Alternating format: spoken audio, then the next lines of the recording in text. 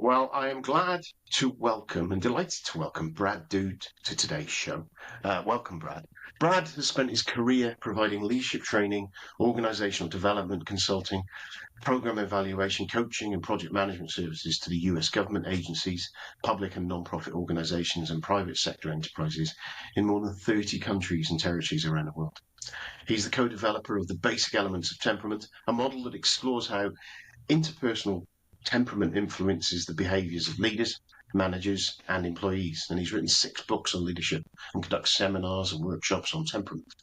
And for over 40 years in more than 30 territories and countries around the world, Brad has provided leadership training, organizational development, program evaluation, workforce training, coaching, and the list goes on. As an owner of Brad Dude and Associates Inc., Brad continues to work and partner with colleagues at Next Level Consulting, the Ascend Development Group, and other organizations to provide consulting training services for his clients. And he's recently served as coordinator of an executive leadership program for government employees from Micronesia and Polynesia. He's also the principal in DevBiz Experts, a new company that provides services for non-profit, government, and private sector organizations. And he lives in New Orleans with his wife, Sue, and he has 1 son and 3 grandsons. So, Brad, welcome to the show. Thank you. I'm exhausted just hearing my background.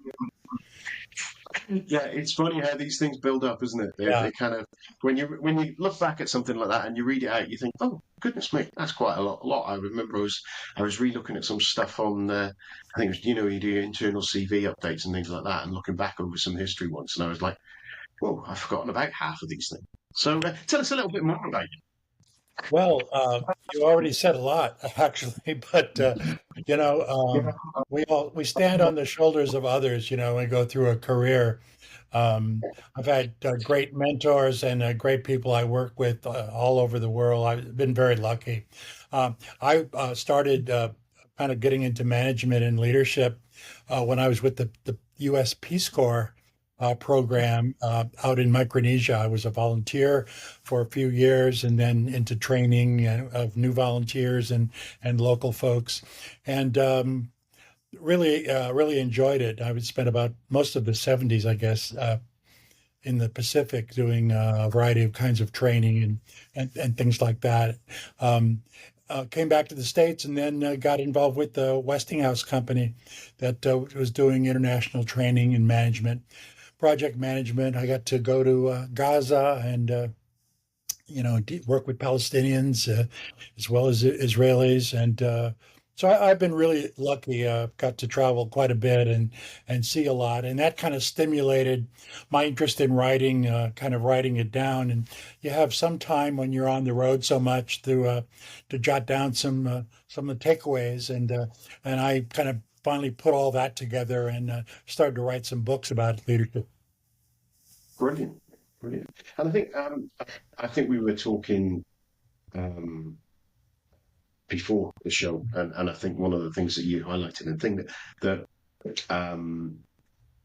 popped up from our back into conversations was around the fact that you focus on temperament, and I've looked at lots of different behavioural styles. I've looked at lots of different brain's gone on it now. Myers-Briggs and social stop. There's so many. There are so many. Yeah, the disc profiles and things like that. Exactly. That's one I use a lot because I find that very simple to use and how it fits in my brain actually. And I've mentioned it all the time on this blooming show. But from a term of temperament, I've not heard that before. In terms of temperament, so that really piqued my interest talking to you. So, just before we get into where we see how that affects and things like that, what was it that triggered you to think about focusing on temperament? And I suppose, what is temperament from your perspective? Well, temperament is that inborn quality that influences how we view the world. The research that my co-writer of our first book on it, Jim Harden, he and I both did training a lot and with the Navy and with NASA. And we would ask folks, our participants, about things like DISC or Myers-Briggs and say, okay, Myers-Briggs, how many of you took Myers-Briggs? Oh, and they all raised their hands. Said, okay, how many remember what your letters are? And hands would go down. Mm. And okay, the ones that were remaining is, well, how many of you can tell me what those letters represent? And even more hands would go down. So what we found, not only Myers-Briggs, a lot of the others, sometimes hard to remember, what it all means. And so Jim and I believed that we needed even a more simple way of thinking about it. Um, and we wanted to be in our approach was similar to some of these other models. I mean, we didn't invent temperament. Um, but what got our participants as they became new leaders in trouble was their shadow temperament, the knee-jerk reaction to behaviors they saw in the workplace that got them in trouble. And so we did more and more research on it and basically came up with our approach. We call it the basic elements of temperament. And we use earth, air, fire, and water as the four basic temperaments that we're all born, we all have them in us. We're all born with them. And a simple way of looking at it, the way we described it was like dinner plates in a restaurant stacked on top of each other. You have four plates. Your top plate is your dominant temperament. That's the one that you're most like, the one you want to be perceived by others as having. That's how you view the world, through that dominant temperament, whichever one it is. And it could be any of the four: earth, air, fire, or water. Then you have a secondary temperament that supports often that dominant temperament. And people sometimes get confused. They say, well, I've got two dominant temperaments. We said, no, research says you don't. You have one, but the secondary is very close and it supports kind of how you view the world. The third plate, or tertiary temperament of that stack, is kind of neutral. When you see that behavior, it doesn't register any emotion typically with you. The fourth one, the shadow temperament, whichever one that is for you, earth, air, fire, or water, could be any of the four, that's the one that gets us in trouble the most. That's the one it's our least preferred temperament. It's the one whose behavior we see in our boss, in our colleagues, in our spouse, in our partner, that ticks us off. In fact, the book that Jim and I, first book on temperament we wrote was What Makes You Tick and What Ticks You Off. And it's a Yeah, way of love kind of better understanding kind of what's going on. And for new leaders, self-awareness to me is probably the most important skill that you have to have. Yeah, that's it. I can see where it comes from. It's kind of and kind of the echoes of the disc model sort of stuff. It's like obviously different, but the way that I describe whenever I talk to people about the disc model is when you have that opposite, because of the square sort of thing, they have the opposite one, which is the one that kind of is encountered to you, that is kind of equivalent to your shadow one that you're talking about there. I always describe that as that's the as a crude way so people remember it, really, is the fact that that's why you think they're a dickhead and why they think you're a dickhead. And Mhm. that's kind of, and that self-awareness of knowing that that person will react to me in a way because of the way that I generally prefer to behave means that I can modify and I can understand when they're behaving, that they're not behaving to me, they're behaving how they behave, and I can adjust me. Again, both of those are all about that self-awareness that you said. Yeah, yeah, exactly. And our model, which I think is consistent with DISC and the others, we emphasize work on the shadow. And of course, our idea is to be a good leader, you need to develop all four of your temperaments. And so our workshops focus a lot on not only understanding what those temperaments are, but especially focusing on the shadow. And the shadow's got a positive as well as a negative side to it. And the positive side, which is oftentimes not thought about, is kind of our undiscovered talents, things that we wish we could do more of, but just life gets in the way and we just don't get to it. And so we also promote that as a way of developing your shadow temperament as well as increasing awareness of the negativity that often, as you describe, often comes up when we see behaviors from that shadow temperament that ticks us off.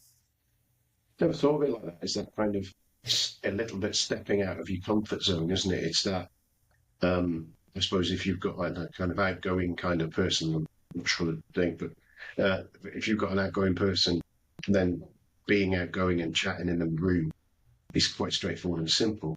But sitting and listening to everyone else and keeping your gob shut can be really, really challenging, but really powerful tool that you can, as a leader, can be really useful to be able to exercise. I know that's one that for me, not contributing to a conversation is harder for me than contributing to a conversation.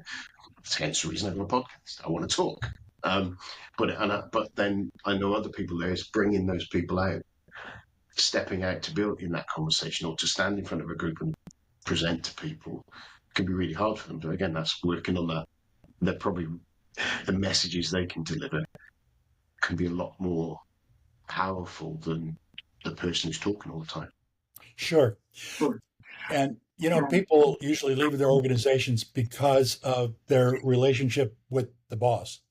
And so we spent a lot of time. In fact, I wrote another book on 40 tips for figuring out your boss. What happens when you have an earth boss who is realistic, practical, by the rules, rigid in your mind, and you are not, or if that's your shadow, when you see that kind of behavior, you're ticked off by it. Now you wonder why you're mad at when you come home and you're screaming at your spouse, what a lousy day we had at the office. That's a contributing factor. And we thought it's important that you kind of understand where that boss is coming from, who a dominant earth, they value highly protecting their organization, their team, their division, their branch, and they don't want just to change because it sounds like a good idea. They want to see some facts and figures to prove that we should change the way we're doing things because it's gone on like that for a long time and we're successful. Don't rock the boat. And so that conflict comes up often with the participants that I've had in the past in my courses, and we spend some time on it. Yeah, I can see that, and it's one of those things where, and I've said this story before, where I've had someone who I've worked with who's very much worked for me. They're a very detailed person. They're an architect, software architect, brilliant guy, really clever, really bright, way more intelligent than I ever will be. And he sent me something. I said approved within a couple of minutes on email. He comes to me and says, "You haven't read it." He's given me a lot of information, a lot of backing data, a lot of things that I need, or he thought I would need in order to be able to validate it. And I'm like, well, I trust you. You're better than me. I'm happy to sign off and trust you. The other way round, if I'd been doing it, I'd have just gone, "Can you approve this? I'm sure it'll work." And they would have wanted more data. They would have wanted more due diligence and things like that. Now, and evidence of that even is I could do all the due diligence in the world, but actually writing it down and giving them the evidence is what they would need in order to make those decisions. I've had bosses like that. It's the air. Another one of the temperaments, the air temperament, the air boss. They're into competency. The most important thing, they know they could do the job themselves, but they got to put up with these other people. They don't like people that much, and you have to earn their trust. It's not just given, because you got to prove you're competent. And if you make a mistake, oftentimes, boy, it takes a long time to recover from an air boss who just thinks that competency is the most important thing to the organization. They can tell you big picture where this organization ought to go now, 5 years from now, 10 years from now, and can tell you what's needed, but they're not detail oriented, and they wish that the people they had were much more competent in order to do what they think, is needed. So imagine if you have a boss like that, you're afraid to give him anything, and you check in your work 10 times because an error will make you look like an idiot in front of that boss. So that's another way people have conflict with their bosses. Yeah, I found that, and it's probably, I'd say it's probably a similar relationship where historically I've had relationship with a customer who, whilst they're not my boss, but they're my who I'm supplying to, and you can get that situation where um, one minor thing that is slightly wrong that is kind of, oh, it's flexible, we can be pragmatic, we can do that. But if they're not willing to be pragmatic and they want everything to be just right, you do get to the point where you're worried about, and kind of can stack. I can find myself stagnated, and you're kind of not doing a little bit. You're stuck, not doing anything. And you say with a bot, you do that, and then you're seen as being too slow because you're putting in so much effort to be right, and you're triple checking and quadruple checking and octuple checking. Yeah. Whereas in another relationship, you trust your gut and you trust yourself because you know, well, yeah, I know it's right. I had a guy who worked for me who, because of his temperament, he wasn't confident with his finances, and I coached him through it, got him there. But then when he went into a room with someone else to talk about his finances, he immediately went, "Well, I think it's this. I'm not sure. It might be this," and completely undermined his confidence, completely undermined the perception of the people in the room because. And I'm just making me think about that. Is talking to me, he probably felt in a safe space. Talking to them, there would have been that, as you just said there, about figuring out the boss bit, that Mm. boss's boss kind of thing. Yeah. They're going to would have had a different relationship from a temperament point of view with that person when they ask a question and therefore feel different. Which I've talked about that example a multitude times, and I've never thought of it that way. It's really interesting that about how Yeah, those different relationships. it's a fascinating thing, and w- I found that our participants they really get a lot out of it. It kind of opens their eyes to, oh, that's why that was going on, or that's why I reacted that, or yeah, my boss is an air boss. That's why he can never make a decision because he's reading the fine print on every little thing. It takes Yeah, forever to get a decision out of him. Or you might have a fire boss. Fires are kind of like Earths. They want to see all the details and all the information so they can make a plan, except the fire wants to have fun doing it and they want to change things around. And the way they did it yesterday, they're going to do it different tomorrow. So you never quite know what this guy's going to do. And he likes to tell jokes and have a good time, but sometimes we miss deadlines and, you know, so you have a whole different scenario and relationship with somebody like that. Or if you have an employee like that, wow, I can never know what they're going to do. They're kind of off the wall and they get it done. They're great troubleshooters, but I never know where they're coming from. So, there's so many different options there that when you talk about temperament. yeah, yeah. It's interesting just that those different lenses onto it, and then obviously the one we haven't talked about is the water one, which is how does that fit in then? The water one is interesting. They're the people persons. They're much like the heirs. Heirs see the big picture and they wish there were no people involved because they could do it themselves because they're so competent. The waters see the big picture and want to do great things only through other people. If Yeah, there's a policy or if there's a project that gets other people in trouble or screws somebody, they're not for it.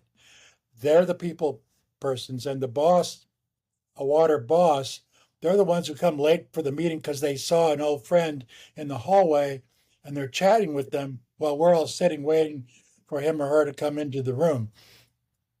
Uh, the most important thing that they have is the interpersonal relationships, and they get along with the earths, they get along with the airs, they get along with the fires all very well.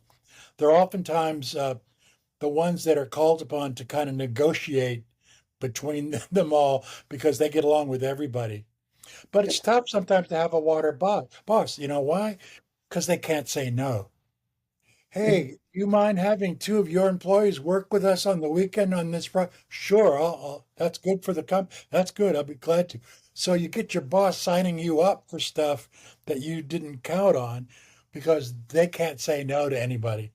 So that's a frustration with the water boss as well. But they're the ones that come in. They have to greet everybody. They know the first name, your first name. They know your spouse's first name. They know your dog's name, and it's like that.